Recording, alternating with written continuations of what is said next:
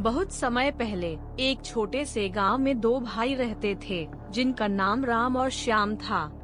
राम बड़ा भाई था और वह अपने मेहनत, ईमानदारी और सहृदयता के लिए पूरे गांव में प्रसिद्ध था। श्याम छोटा भाई उसकी ठीक विपरीत था। वह आलसी, स्वार्थी और अपनी इच्छाओं को पूरा करने के लिए किसी भी हद तक जाने वाला था। गांव वाले राम की प्रशंसा करते थे, जबकि श्याम को अधिकतर नापसंद करते थे। यह कहानी उनके जीवन के एक महत्वपूर्ण मोड़ की है, जिसमें एक जादुई पत्थर की महत्वपूर्ण भूमिका है। राम रोज जंगल में लकड़ियां काटने जाता था। एक दिन जब वह जंगल में गहरे पेड़ों के बीच लकड़ी काट रहा था, तभी उसने एक चमकदार पत्थर देखा। पत्थर असाधारण था और उसमें से रोशनी निकल रही थी। राम ने उसे उठाया और ध्यान से देखा। अचानक पत्थर में से एक जादुई आवाज आई, मैं एक जादुई पत्थर हूँ और तुम्हारी हर इच्छा पूरी कर सकता हूँ। लेकिन याद रखना, मेरी शक्ति का उपयोग केवल अच्छे कार्यों के लिए किया जा सकता है। राम ने उस जादुई पत्थर को अपने पास रख लिया और अपने काम में लग गया। उसने सोचा कि इस पत्थर की शक्ति का उपयोग वह गांव की भलाई के लिए करेगा। राम ने पहले अपनी माँ से पत्थर के बारे में बताया और फिर उसे प्रयोग में लाने का निर्णय लिया। उसने पत्थर से कहा, मैं चाहता हूँ कि हमारे गांव का तालाब हमेशा साफ और पानी से भरा रहे, ताकि हमारे गांव के लोग हमेशा ताजगी से भरा पानी पी सकें। जादुई पत्थर ने उसकी इच्छा तुरंत पूरी कर दी और तालाब साफ और पानी से भर गया। गांव के लोग इस चमत्कार से आश्चर्यचकित हो गए और राम की प्रशंसा करने लगे। राम ने जादुई पत्थर की शक्ति का उपयोग गरीबों को खाना खिलाने, बीमारों का इलाज कराने और गांव में शांति और सद्भाव बनाए रखने के लिए किया। उसकी लोकप्रियता दिन ब दिन बढ़ती गई और लोग उसे सम्मान और प्रेम से देखने लगे। राम की सफलता और लोकप्रियता देखकर श्याम को बहुत जलन होने लगी। उसने सोचा, राम के पास जादुई पत्थर है, जिसकी वजह से वह इतना सफल हो गया है। अगर वह पत्थर मेरे पास होता तो मैं भी अपनी इच्छाएं पूरी कर सकता था और गांव में सबसे अधिक शक्तिशाली बन सकता था। श्याम ने राम से जादुई पत्थर छीनने की योजना बनाई।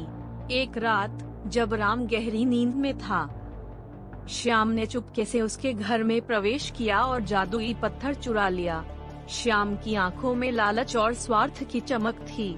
उसने सोचा, अब मैं अपनी हर इच्छा पूरी कर सकता हूँ। श्याम ने पहले सोने, चांदी और बहुमूल्य वस्त्रों की इच्छा की। पत्थर ने उसकी इच्छाएं पूरी कर दी और श्याम ने गांव के लोगों पर अपनी ताकत और दौलत का दिखावा करना शुरू कर दिया। उसने लोगों को धमकाना और अत्याचार करना शुरू कर दिया। धीरे धीरे गांव के लोग उससे डरने लगे और उसकी बुरी हरकतों से परेशान हो गए। लेकिन श्याम की स्वार्थी और बुरी इच्छाओं के कारण जादुई पत्थर की शक्ति धीरे धीरे कम होती गई। पत्थर ने अपने जादुई प्रभाव को खोना शुरू कर दिया और अंततः उसने काम करना बंद कर दिया। श्याम के पास अब न तो शक्ति थी और न ही दौलत। उसका स्वार्थ और लालच उसे बर्बाद कर चुका था। श्याम अब निराश और हताश था। उसे समझ में आ गया कि उसने अपनी लालच और स्वार्थ के कारण क्या खो दिया है।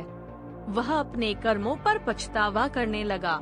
उसने सोचा, अगर मैंने इस पत्थर की शक्ति का उपयोग अच्छे कार्यों के लिए किया होता, तो शायद मैं भी राम की तरह लोगों का सम्मान और प्रेम पा सकता था।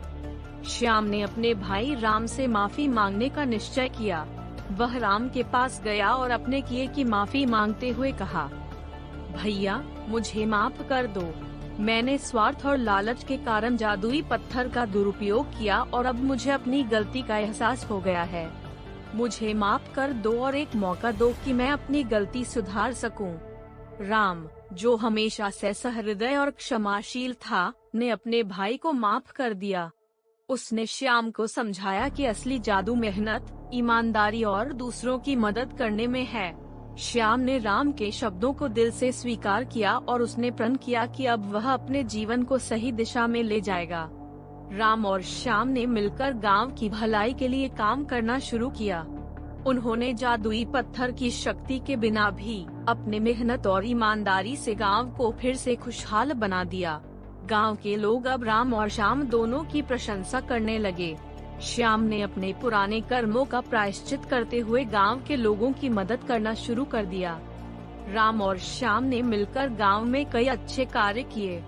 उन्होंने एक विद्यालय का निर्माण किया जहां बच्चे पढ़ सकें, एक अस्पताल का निर्माण किया जहां बीमारों का इलाज हो सके और एक पुस्तकालय की स्थापना की जहां लोग ज्ञान प्राप्त कर सकें।